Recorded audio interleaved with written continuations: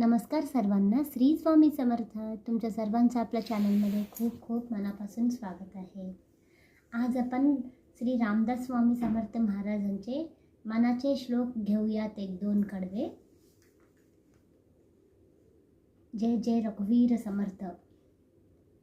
गणाधीश जो ईश सर्वा गुणांचा, मूळारंभ आरंभ तो निर्गुणाचा.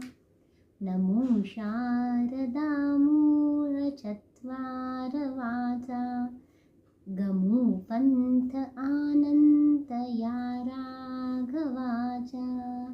जय जय रघुवीर समर्थ. मना सज्जना भक्ती पंथेची जावे, तरी श्री हरी पाविजे तो स्वभावे.